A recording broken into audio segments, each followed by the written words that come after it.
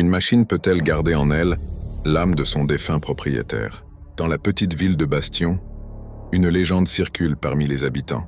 Un scooter Vespa gris 150 cc, à transmission manuelle et roulant sans conducteur dans les rues désertes la nuit, moteur grondant.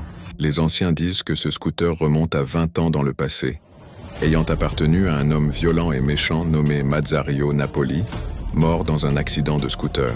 Les gens qui s'en approchent même brièvement décrivent un froid intense, presque maléfique, qui émane du scooter sans explication logique. Les parents interdisent strictement à leur enfant d'approcher, et ceux qui osent s'en approcher disparaissent mystérieusement.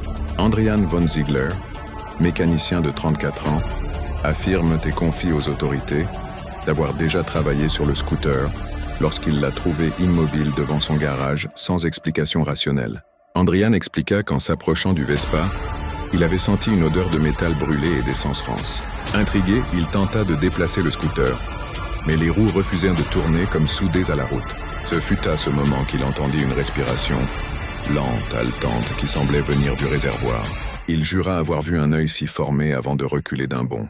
3 nuits plus tard, son garage prit feu mystérieusement. Au centre des décombres, le Vespa était intact. Depuis, plusieurs témoins affirment l'avoir vu rouler seul sur la route départementale 14, toujours à la même heure.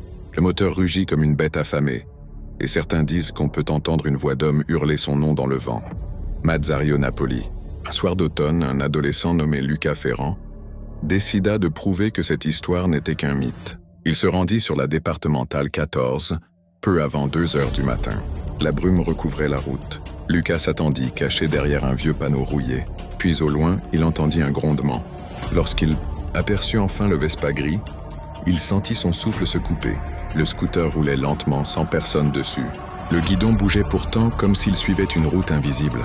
Pour connaître la suite de l'histoire, rendez-vous dans la partie 2.